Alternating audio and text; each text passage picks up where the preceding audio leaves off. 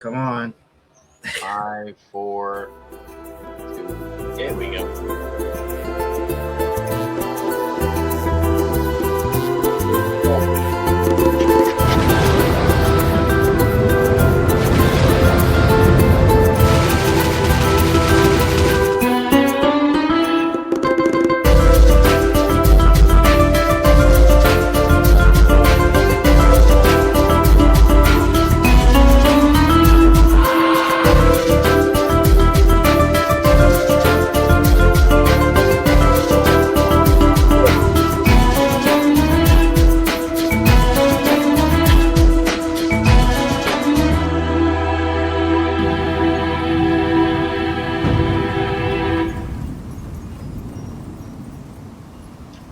Well, hello everybody, and welcome to another edition of the 86th Movie Review Show. I'm your host, Halloween Jack, and that guy over there is Johnny Vintage, and I'm not going to make any jokes about being on the bottom, don't worry.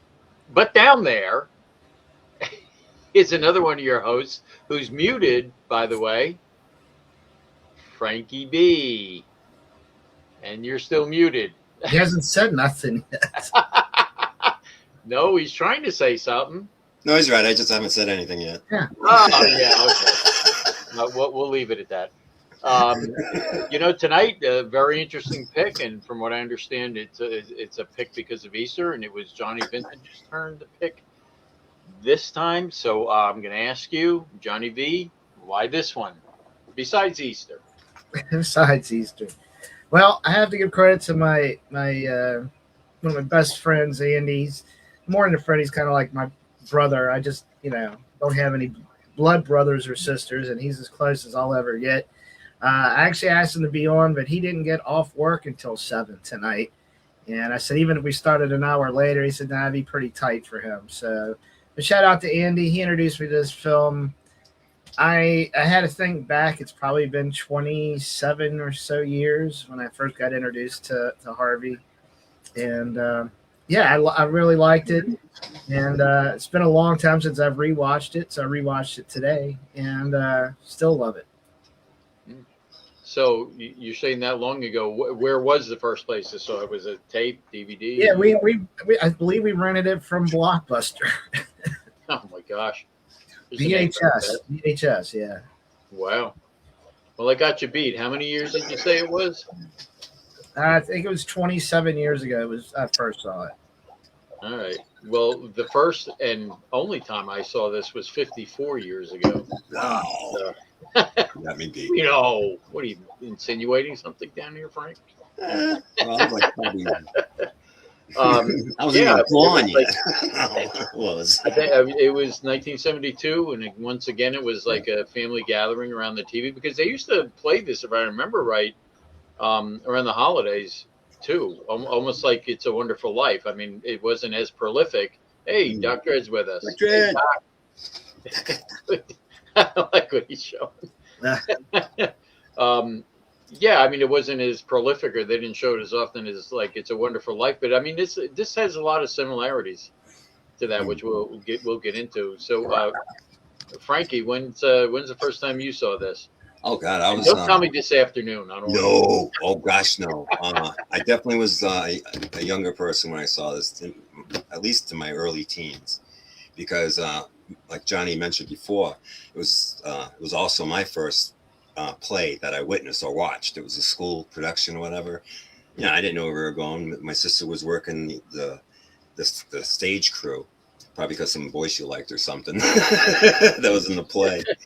But the play was just fantastic in the story, and just like laughed, and the whole invisible rabbit thing just had me going. But watching this movie tonight, it reminded me a lot of that play, the first time seeing that. And I remember some of the lines and stuff, and wow, it was just another great rollback. So it'll be fun. Now, let me ask you, when you guys saw the plays, did they ever actually show the rabbit in any of the plays? No. Johnny? No. At the I remember this because at the curtain call, when the whole cast was up there after they all did their bows, they had somebody in a rabbit suit standing on a chair waving. It might have been my sister. Because from what I understand, I mean, this was first a Broadway play back in 1944 and ran like very successfully. Actually won a Pulitzer Prize for many years. And I think there was one instance where they decided to show the rabbit, and they said that it was like disastrous, like the crowd booed and everything, because it was the whole idea behind the rabbit not being seen or anything like that. So they're all supposed to pretend that other people don't see. There we go. There it is. It doesn't look like Yoko.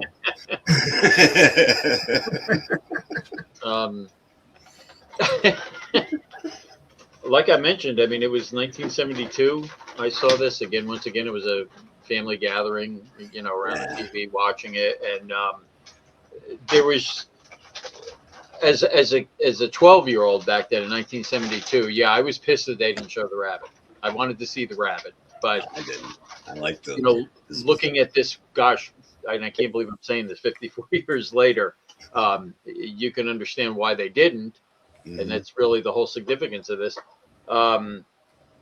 Great cast. Of course, I love Jimmy Stewart. We saw him, we did the Rear Window thing. And like I said, It's a Wonderful Life.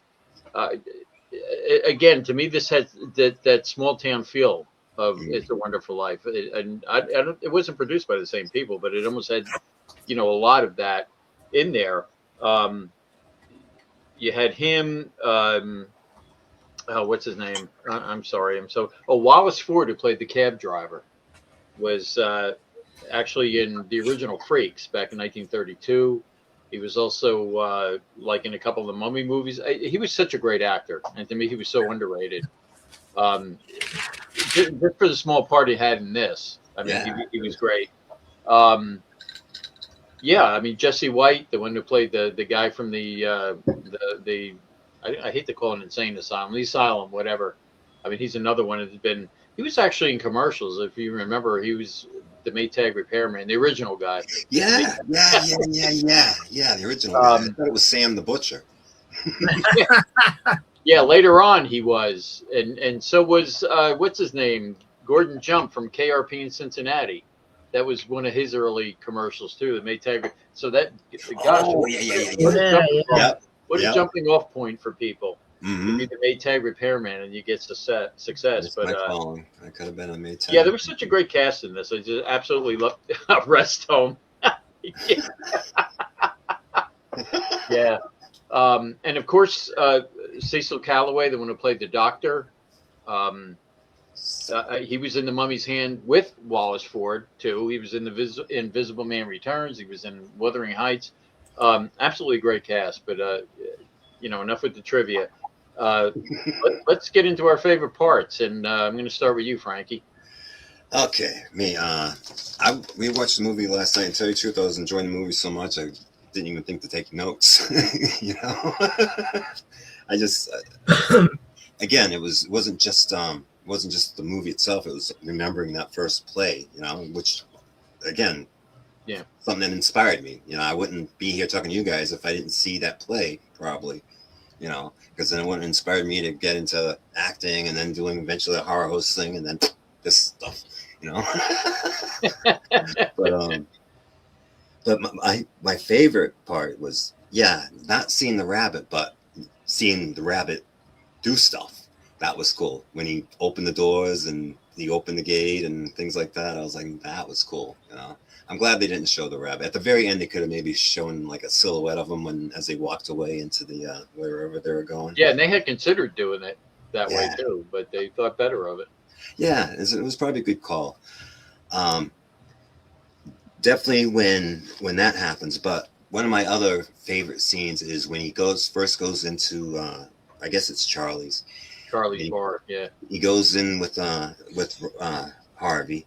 And the one guy is sitting there in the corner of the bar, and at first I didn't know if he was a regular or not, but he's like trying to figure it out what's going on. The bartender's hip to he's hip to the rabbit thing, so he was just like, hey. So the guy's reaction is all this shit's going on, and listens to him talking about, but Harvey wanted to calm down and talk to everybody, and it's like the poor guy. And then at the end he leaves. He's like, hey, what about your tab? He said, yeah, it's on the guy at the end, meaning the rabbit. And didn't you get the impression that the bartender Charlie I mean, he was in on it, but I mean, what did you think? Did you think he thought he was a drunk, and or he just thought he was, and just the fact he went along with it either way? I mean, Yeah. what do you think? You know, Oh, I think the bartender just thought he was, what's up, guy? David Patrick. hey, David, welcome. Ooh, Osmosis Jones. Cool. I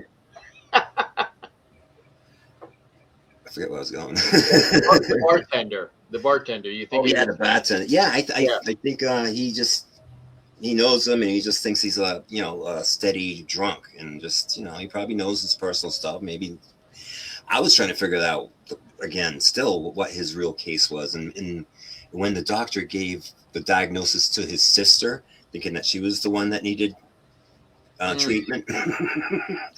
I thought he was going to give the diagnosis for him in a roundabout way. David Toyline. Yeah. Men in Black Batman. I don't know. My favorite toy line goes way back, maybe 54 years ago, too. When you saw this movie. Too bad there wasn't any toys from this. Can you imagine a Harvey figure and it would just be a blister pack with nothing in it? Yeah, they would make a killing. Just selling empty box. We should do that now. Don't. Yeah. And there's some sick bastards that would actually buy this shit. Hell yeah. I'm considering ordering one. But just little things like that here and there. People's reaction to it. Sometimes it was a little too much reaction, I think. But the fact that he could show up at a party and clear the room, just by talking to his friend, all the ladies like. But yeah, I'll stop there. All right, vintage. Bing, it's your pick. Well, hit us with your favorite parts. Well, I'm going to first give an overall favorite part about this movie is how it makes you feel. By the time you watch this movie, you cannot help but feel good. Yeah. And like Jimmy Stewart throughout the whole movie. It just, I mean, what can you say? I mean, it's just so enjoyable and it's such a good feeling. And, but let me see what I wrote down. Let me put some reading glasses on here. Like you got the red light on you tonight? Well, actually, I do, but I had to put the other light on so I can read the notes. So you can read. But Jack's got some color there tonight. I'm sorry, I'm pointing this way, but I'm actually pointing Jack. Yeah. What's on your shirt? Is that Breaking Bad? Yeah. I figured that. Do you see what mine says? I don't know if you can read it. Easily distracted by dogs. Yeah, baby. Okay. Anyway. Yeah, let's see. It helped if I read the right page.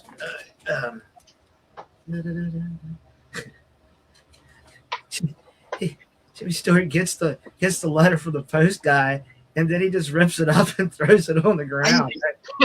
I'm like, what a litter bug. That's what we had to sign for. Oh, thank you. You have a nice day. Yeah, it's like, shoot.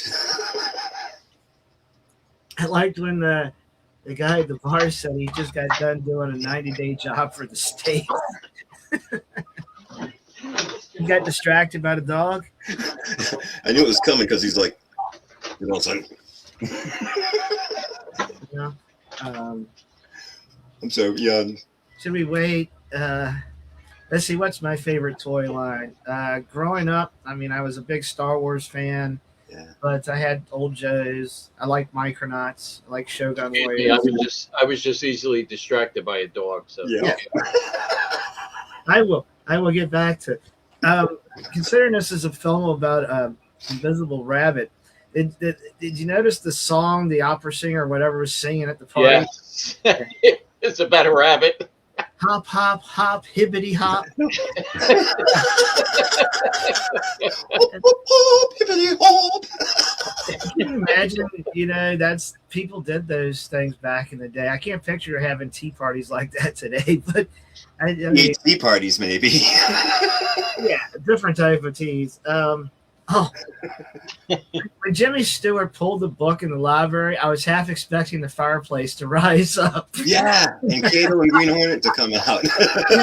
Yeah. Let's see.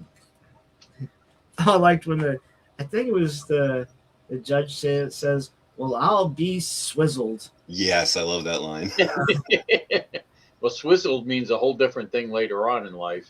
You know, swizzled like swizzle stick. You know. Oh yeah. Yeah. You're scaring me for a minute because I said, "Oh, I love swizzle." What does it mean? No, not that kind of swizzle.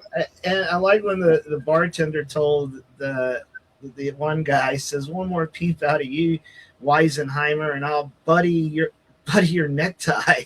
Butter your necktie. Or, Yeah. Yeah. He didn't have a necktie; it was in a t-shirt. But anyway, Went to test out that Maytag. Can you get butter out of a tie? And I'm instead of referring to the Jersey Devil as getting sloshed, I'm going to do it as he's spiffed. Spiffed. That was the word that Jimmy Stewart was talking about. His friend, he had mixed his two liquors and he was spiffed. Spiffed. Yeah. JD's spiffed. There were a lot of martinis in this movie. Weren't Wait there? a minute. What? You're jumping ahead. You're getting to my favorite part. Well, then, yeah. That's why I didn't mention martini. Guys, what do you think my favorite part of this film was? I don't know, maybe Actually, I'm going to save some of the other stuff for closing thoughts because I just really yeah. This is a good feeling movie, and that's what we need every once in a while. It's just a movie that makes you feel good. Yeah, I was gonna say that. What? Excuse me. Why do they all start bothering me when I do this show? What? Go. Get. Got a dog over here, a cat over here, and stuck in the middle is me. There is. Hope they don't fart at the same time. There's so much to like about this film. There's so much to like about it. I mean, so many different parts of it. I think the part, my most favorite part of this whole thing was with, I mentioned his name was Wallace Ford, the actor who played the cab driver. Really, I think he was really underrated for his time. He was such a good actor. And the emotions that he got out of me at that end speech when he was talking about all the other people that had come and taken that shot before and how they changed. I mean, that I got to tell you, that there's not many films that bring a tear to my eye, but I'm telling you that part, I'm telling you that did it for me. And like I said, looking at this as 12-year-old me and 54 years later looking at it now, there's so many things about it that I had missed back then. And that definitely was one of them, that whole part. And just the fact that wouldn't make it past the first. We wouldn't have made it through the movie. Yeah, I was going to say. Yeah. We But can't do that on Retribution and do that. But we can't show that one. So, but I wish we could have done this on Retribution. I mean, I really do. I tried. I actually ran it through YouTube, and it didn't even let you finish loading it. It says they had a prior issue with the film. Yeah, well, I kind of figured because you're talking, big studio here. And I tried a colorized version of it just for the fuck of it to see if it would work or not, but it did not. Yeah. Oh, definitely the colored version. That's definitely somebody's got copyrights on that. Again, there's so much about this to like. I mean, there's just it's like you're in on an inside joke. Throughout this whole thing, that what's going on. What. I mean, at first you really don't know. Is he crazy? But I'm telling you, by the time you get to the end of the whole thing, you realize exactly what is going on here. And it's like, there's a saying it's better to be mad and pleasant than cold-hearted and sane. And that's exactly what this encompasses about this whole movie. That just everything he did. I mean, constantly inviting people I mean, that was like a running thing throughout the whole thing. Oh, come over to my house for dinner. Come over to my house for He dinner. was like so positive about everything.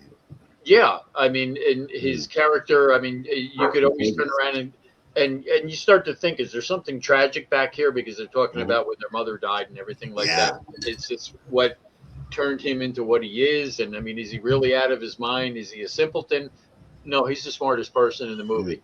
Mm-hmm. You know, and again, that's my favorite part of this whole thing is the positive feel of it, and again that old town charm, and again, everybody else it seems like everybody's saying he's insane, and it seems like everybody else is insane, with a few exceptions. Okay, like the nurse. I mean, she's she's to me another positive person in this, where like everybody else was just crazy, but I'll get to that in my least favorite parts later.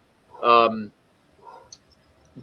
again, overall, this is such a great film, such a positive film. I'm glad you picked it, Vintage, and we'll talk about it. I'm going to start with you, Vintage. Do you have any favorite parts of this? Or? Okay, well, let's see. All right, turn on the light. Put your glasses on. The lights are you. All right. I think the niece was a little shit. Okay. Thank you. Yeah. She wants her uncle to get hit by a car. Her mom's trying to get her, some visitors or whatever, and and they're blaming it on the uncle. He can't get visitors. I'm thinking, well, that ain't gonna matter. Her attitude sucks. I thought the mother also reminded me of Mrs. Drysdale from the Beverly Hillbillies. Yeah. And the doctor's wife, when they pulled up in the car, she sounded like Glinda from the Good Witch from the Wizard of Oz, and I actually backtracked to see if it was the same. You're right, because I was kind of half listening, and when I heard the voice, I was like, "Wait a minute, I know that voice from somewhere." Oh, look, we have a special guest. All the pets are involved in the 86 tonight. Yeah, well, I almost had a special guest, but I chased him off. Let him come back. Come here. I'm sorry. He's let's see here. Get it. Also, Myrtle, she went right after the dude from the insane asylum. Like was hot and heavy. Is like she's either desperate and horny. This time. I mean, and by the end of the movie, it's like they're in a relationship. I'm like, well, how the hell did that happen so fast? I mean, we want to ride the Maytag together. Bang, bang, bang. Keyboard, sorry. Hope it's an uneven cycle. I also thought the young doctor was kind of a jerk, but I appreciate his dedication to his job, staying there. Even though he got fired, he was going to stay to the end of the day to I guess the other doctor got back. And that takes real dedication, because if I got fired, I'd be out. I'd be like, all right, peace. Yeah, no doubt. Welcome back, you're fired. Celery. And like I said, I don't really have any other bitches. There's some other cool stuff here. I'll get into towards the closing, because I'll usually say everything and they have nothing at the end. But yeah, I don't really have any dislikes. This is a good movie. You can nitpick things if you really want to try to find something bad, but there's really nothing really bad other than some little over the top acting here and there. Yeah. Frankie, is your set falling apart? Is that? Yeah. Shit.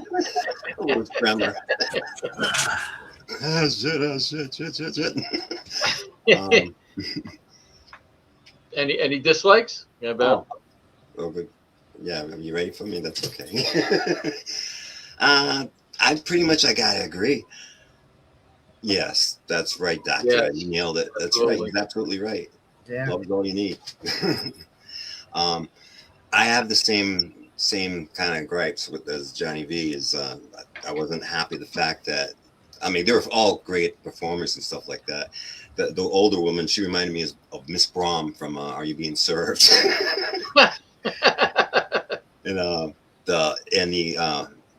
Mabel or whatever her name is. She reminded me of a blonde olive oil. And Eleanor, stop it. Yes. They can hear us saying that. So stop But, it. You know, this Cartoon olive oil or Shelley Duvall? No. Shelley Duvall, yes. Yes. Get out. Totally. I mean, but it was a good part. But yeah, you're right. She was like just horned out and stuff like that. The mother's trying to get her laid and all this crap. It's like, come on. And I didn't like the doctor in the beginning, and just the turn. I mean, just his attitude, like you said, overacting. But I can't remember the character in the play, because I would love to be able to take a time thing and go back and watch that Zach play performance again, because I just loved it. But I didn't like the way that he was so mean to her, to Miss Kelly, and she was just a sweet person. And of course, she recognized Elwood's the kind, positive, loving nature, and she was affected by it. You know, she was like, "Oh my goodness, this person's like how everybody should be." But that's what I didn't like. I just didn't like the way they were so easy. I mean, they came to live with him after their mother died. And so they come to live with him. He's crazy. They can't have a party because he ruins it. And so they haven't committed. That's sucky. No matter how funny they are, they suck for doing that. Yeah. That's my only gripe. But that's nothing against the only gripe about the performance would be the doctor. I didn't like the way he was really over the top, jerky to the nurse. But you know, there had to have been a history there or something like that. I mean, I don't know. I don't get it. But yeah, that was about it. I mean, I have the same gripes. I mean, you know, they evidently were romantically involved. Yes. And, like you know, they were trying to leave that, I guess, out of their, you know, professional life. But still, I mean, he was, you know, the fact that he just came at her at that one point when he felt that, you know, they were going to get sued. And he just, I mean, that one moment, he just like backed her up against the wall. You know, going out, oh, we're going to get sued because of your incompetence. And a little too comfortable saying those kind of things to her, you know. So you're right. There's definitely a past there, and they're probably trying to go on and like, but I don't think he portrayed it that well. I'm sure they do in other performances, but if that's the way it was, I don't think he pulled it off. The doctor. Yeah, that kind of bugged me. And Myrtle, you're talking about the niece. Besides her name, Myrtle. Myrtle May. Myrtle the turtle. Yeah, the way she was acting towards him, you know, at the beginning and all embarrassed about him. And I'm telling you, if I wish you know what? Believe me, my uncle was a very shady character. If I had an uncle like this, I would think he was so cool. I don't care if he did see a 6-foot rabbit or pink elephant or whatever. You know what I'm saying? If I had an uncle who was still walking around telling me he had a 6-foot rabbit next to him, I'd be like, shit, that's cool. Especially with the martinis flowing. Shit, you're in like 4. Hell, the rabbit was paying for it anyway. Yeah. So good, man. What'd you say, Jackie? You're seeing pink elephants? Yeah. Oh. That's in the sequel. We'll keep that attitude until we're finished here. Anyway. Yeah, I mean, there wasn't much I disliked about it. I mean, you know, there was a lot of characters that were asses, you know, in the beginning. Jesse White, you know, the whatever he was, you know, the guy in the hospital who was grabbing everybody. Oh, I got to go get him and put him, you know, the one that wound up with Myrtle. You know, even he turned out to be okay at the end. Yeah. But, I mean, during the whole thing, he was like a real ass. Mm-hmm. Yeah, you guys think he saw Myrtle's mother naked because he stripped her down. But actually, that wasn't Myrtle he was carrying. That was obviously a younger stunt person. Yeah. Oh, what do you mean when he took the mother? Yeah, what were you saying about it? He couldn't get her. And then he throws her in, and then all of a sudden the old lady pops out and her hat in perfect shape, you know, and all that stuff. So. Well, what did you think he would think to himself? Well, wait a minute, is this what Myrtle's going to look like when she gets older? You know? Yeah. Well, Myrtle already was kind of like frightening.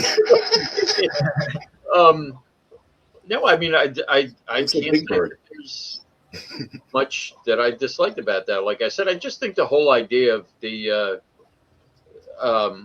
as Doc put it, the rest home. Yes. I mean, it gave a bad impression. You know what I'm saying about. and I understand that's supposed to be the whole rub of the whole thing is that that they wound up taking Elmwood's sister instead of him. It's almost like that Three's Company kind of thing. It's always that misunderstanding thing and everything like that. But yeah, I mean, I really, I mean, there's nothing I can really say bad about this at all. Again, Myrtle was a biatch, of course, but then even, and I think that they do that on purpose. I'm sure they did that with Myrtle and then the guy she wound up with and everything, because you look at the end and Elmwood gives, what did he say? What a nice couple. It gives them their blessing, even after, I mean, I don't know if he knew. I mean, and that's be quiet. We have enough critics here. That was your dog? We don't need you too. Okay? No. Are you telling Grandpa Simpson? Hey, damn it, Harvey! Her dislikes is there was enough treats in the movie. That's what it. Yep. Okay. Or animals for that matter. You said drinks. I thought you said treats. A lot of things in the movie. Okay. Oh my gosh. Like I said, one man's life, one man's family. Again, I mean, everybody. I guess you just had to have them be at their worst at the beginning for them to show by the end. How he affected everybody, how him and Harvey affected everybody. Oh, yeah. And it's funny. There's only 2 people that are still alive from this film. One is the nurse, and Miss Kelly, and Dowd is still alive. And as they wanted to put it, and I don't know if they were being comical about it, but Harvey too is still alive. I was gonna say that, Harvey. I was waiting for somebody to say that. Yeah.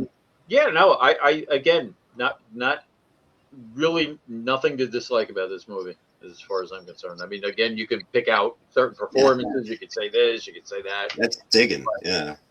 By the time you get to the end of this, I mean, and I'm telling you, I'll say this for my final thoughts. So I guess we'll rate this. I'm gonna start with Vintage. Your pick. I give it a 10. Good girl. That's it? That's all you're going to say? What more do I need to say? I'm going to get my clothes and things, but yeah, I give it a 10. I don't see anything wrong with it. Makes me feel good. What more can you really ask out of a movie? Well, okay, see, I'm trying to get that out of you. Why? Okay. Frankie, what are you going to rate this? Well, that was quick. Well, that's why I was trying to get him to say something. But go ahead. I'll give it. I was gonna say, well, I don't want to just. I feel like I've been free with 10s lately, and I don't want to just be throwing them around. Because though I love this movie, I always try to think of if there were 10 movies. Not exactly which 10, but which ones would be qualified to be in the top 10. If I ever was on a stranded island or ran off into space and I could only have 10 movies to watch with me or something like that, I don't think this would make that list. I'm so grateful that I've seen it. I'm very grateful to have seen it again. I'd rather see the play. I mean, not rather, but I'd love to see the play performed again. But I will give it a 9.5. Yeah. They did revive this as a play. Did they? With Jimmy Stewart. I think it was back in the 70s. Wow. They brought this back to Broadway and put him in the play. Yeah. Yeah, Doc is right. Even mean people have a chance of redemption. And that's exactly what this was all about, too. Yes. Yeah. Yeah, because the doctor was a real, not this doc, the other doc. Amazing actor. And what, from what I understand, too, you saw Jimmy Stewart's in all these parts. And, from what I heard, he was just as good a guy in real life as he was as some of the parts he played. Really, really good actor. We always used to joke around back when we used to do another review show about changing the scale and the ratings and everything. And we had to actually install a 0 at some point because some people felt that I would go the opposite with this. I mean, I would Really? absolutely say if we could make a rating up to 12, I would give this a 12. Whoa. So Wow. I'm going to give this a strong 10. A strong 10 because I'll tell you what. What? Strong No, I 10. mean this evokes so many emotions in me Yes. watching this again. You know, and again, like I said, things that I didn't realize about it being 12 years old when I first saw it up to now. I mean, it's and I'm not kidding. I mean, that end point when the taxi driver was talking about that, and then the sister finally realized, no, I don't want him to be like that. I don't want him to be normal because normal sucks, basically, is what she's trying to say. And that how positive he was and how positive he tried to make it. No, I'm telling you, I had tears in my eyes. I had to get a tissue and, you know, again. So, yeah, if I could give this more than a 10, I would. So 10 plus, whatever you want to call it, strong 10. That's it for me with this. I thought the tissue was because you thought you ran out of martinis because you're trying to play that game. And you're getting beat up. No, actually, Party mix. watching all those martinis, I wasn't even drinking a martini at the point. You would think, oh my gosh, I need to get a martini. But, It's like a cigarette. If you smoke, and they smoke a lot in the movies, like you lighten up too. You know.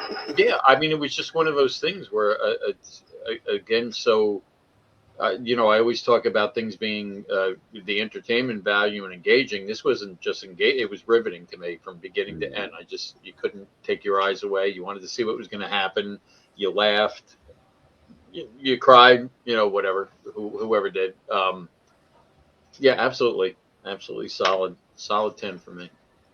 How about we just add it as a 10 plus movie where we think it needs more than a 10 and we'll just All say right. 10 plus. Since you can't go over 10, and I left a little room, I can donate an extra 0.5, and we can make it a 10 up, 10-3 up, or whatever. That sounds good to me. Since Especially for a movie like this.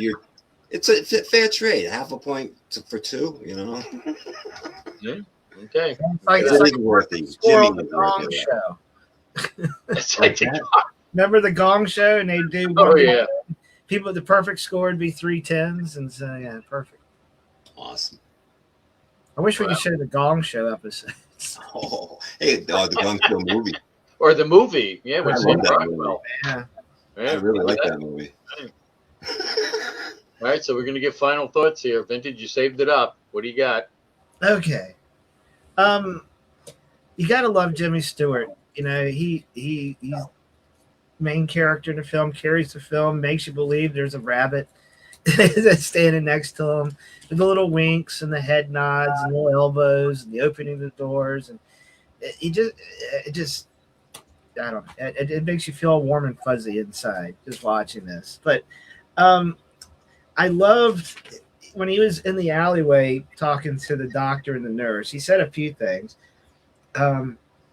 He says one point where he goes in the place and he says he enters as strangers and soon we have friends. He's friendly to everybody.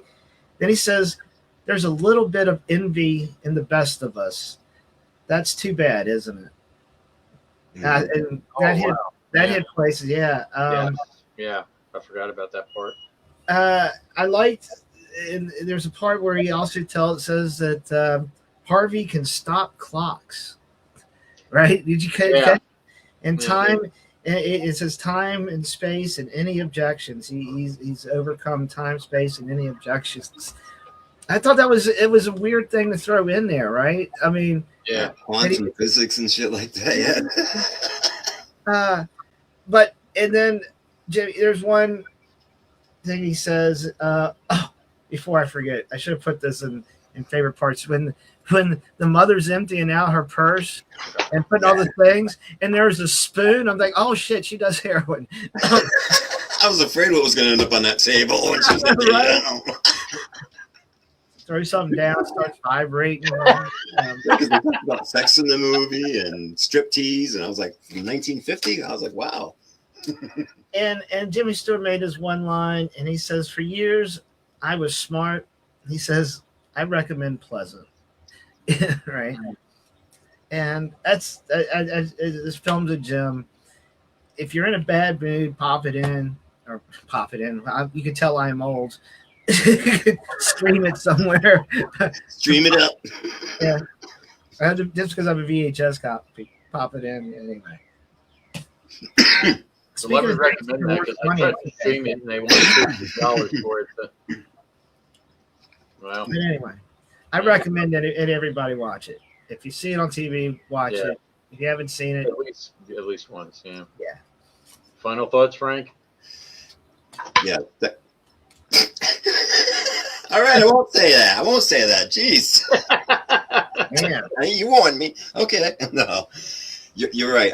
It's a type of movie. If you're flipping channels and it's playing on a live stream somewhere, you stop and you finish it till it's over. You don't just let's see. You rather it's at the beginning or the last 5 minutes. It's that great of a experience.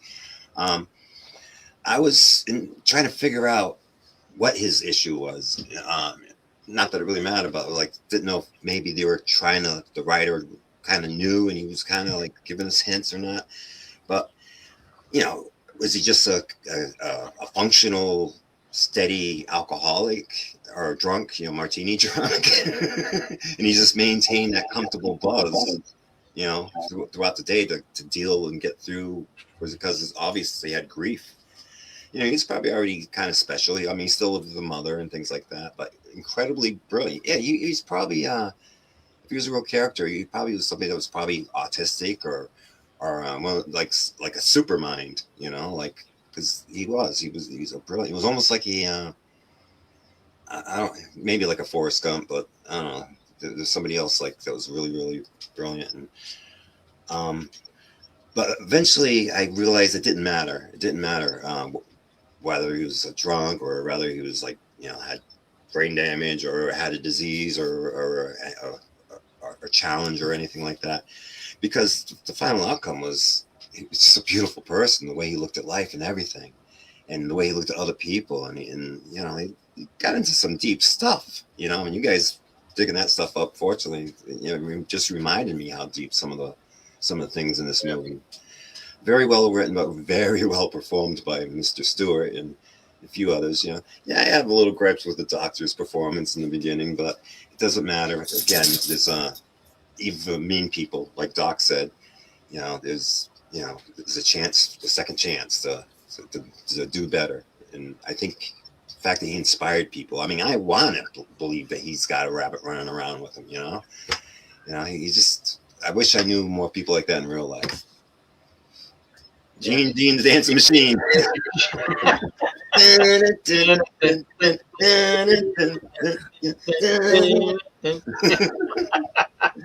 Don't wait up for me. I think my final thoughts that I don't think there was anything wrong with him whatsoever. I think he had just seen the way things were going and had seen how his sister was and how his niece was a biatch. Biatch. And I think he was a very smart person who just came up with this way to bring everybody together. I mean, that's the way I see it. Anything. I don't think there was anything absolutely wrong with him in his mind. I think he was a very smart person, and this was his and how to navigate through life. How of bringing people together. I mean, not just being. I guess you're not. It's not enough to just be a pleasant person. You got to have a Harvey with you. Mm-hmm. I mean, that's the way I looked at it. That you have to have that. Like he said, when you go into a bar, that's the one line that got me. When you go to a bar, you have to bring something big in with you. And that's what he was talking about with Harvey. And I think that was, the whole gist of this. Yeah, I mean, I absolutely love this movie. I got to thank you, Vintage, again. I mean, I got really choked up at this, at the end of it. And thanks for a great pick. Now we got coming up, we got 2 more episodes of The Green Hornet. And I think that's the 2-parter. Yes. That's coming up. And then, we got Retribution with Frank's pick, which none of us know. Yeah, it's still Only the shadow knows. Mm-hmm. And then it's my pick for the 86, and based on this movie, okay, because originally, besides Jimmy Stewart, they were talking about having Bing Crosby play the part. James Cagney was considered for the part. Gary Cooper was considered for it. Jack Benny was considered for it. And Cary Grant. And when I knew that Cary Grant was considered for it, I thought about him and the one who played his Jimmy Stewart's sister, Josephine Hull. They were together in a movie, and that's going to be my next pick. Is going to be Arsenic and Old Lace. Oh, beautiful, beautiful. I just like when you showed Galaxy of Terror with Zalman King, I like to tie it all together. So once I found out that they were considering, and to be honest with you, I mean, nobody could have done this better than Jimmy Stewart, but I could have seen Cary Grant in this role too, based on Arsenic and Old Lace. But then when I realized that when I started watching this, I was like, wait a minute, the one that plays the sister, I know her from somewhere, and that was the actress Josephine Hull, and she was part of the female old lady duo. Mm-hmm. In I'm not going to give anything away in Arsenic and Old Lace, so that's going to be my pick for the next one. So, hey, thank you, Doc, for being here. Thank you, David, that popped in, and anybody else is watching. And again, thank you. Great pick, really. Great opinions all the way around. Anything else you want to close with? Anything before we leave? Or well, we got part 3 of Bathhouse Barry and Boner. For those of missed parts 1 and 2, part 1 was on the 86th episode of Blue Sunshine, and part 2 was last week in The Way of the Dragon. If you want to go back and catch parts 1 and 2 at the end of the episodes, but tonight we have part 3, and then we will conclude next week with part 4 during the Retribution. So let's see if I can get this up here this time.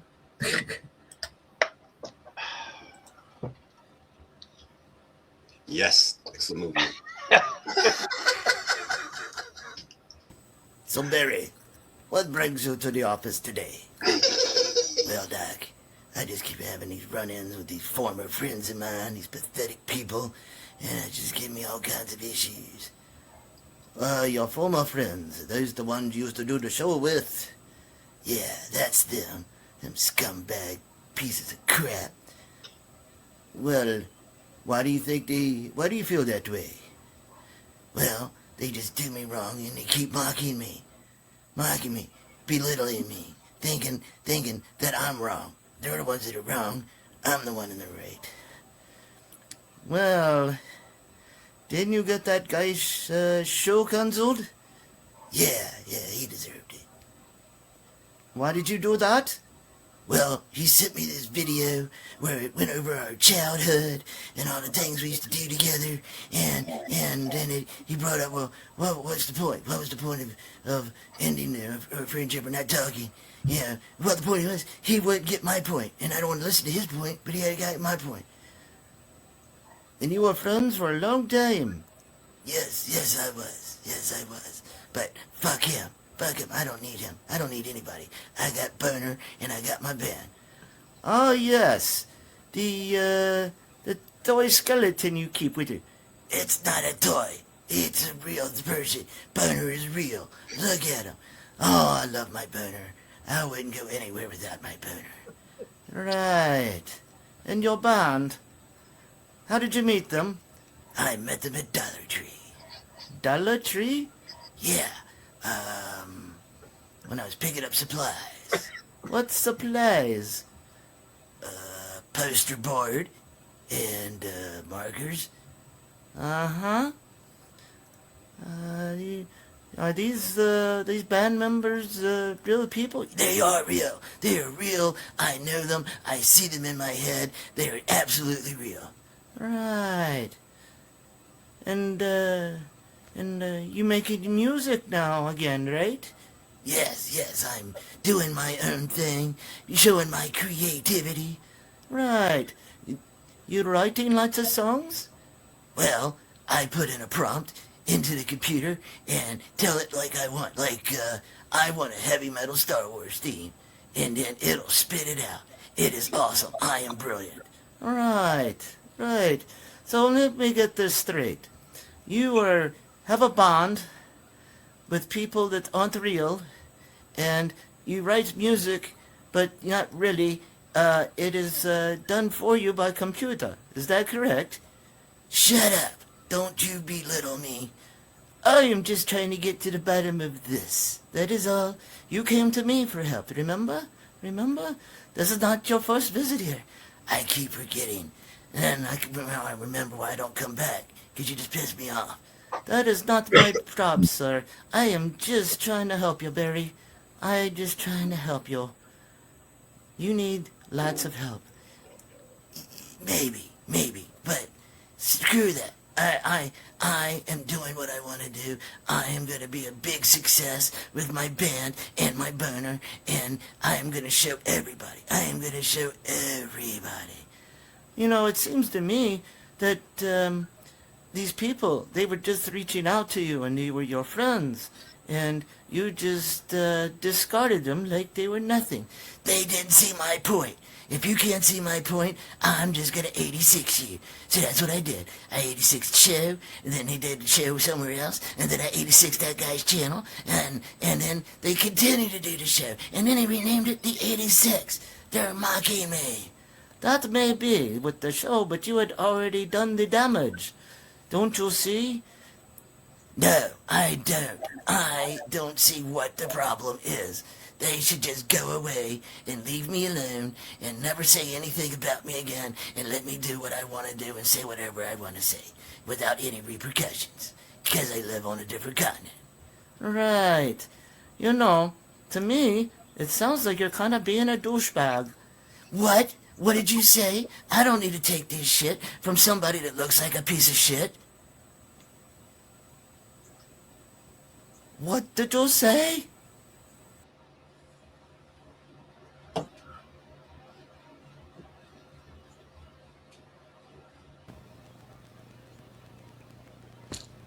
Barry, you need to learn the consequences of your actions. You know, there is a very fine line between paranoid schizophrenia and just being an asshole. And I believe you're just an asshole, Barry. You're just an asshole, and you will not disrespect me or my office. Do you understand, do you?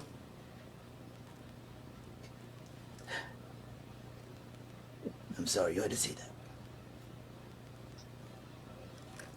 Pay the receptionist on the way out, Barry. Douchebag.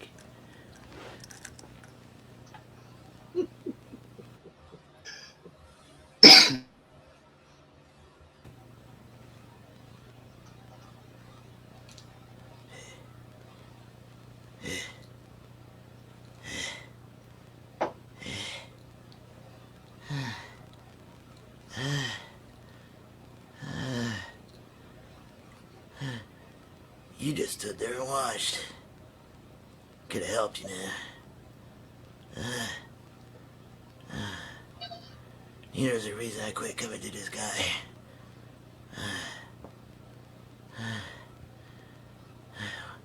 I'm just gonna 86 him too as my doc. You know, Bunner, screw all these people. We're gonna be famous. Our album will be out soon. We'll show them all. We'll show them all, Bunner.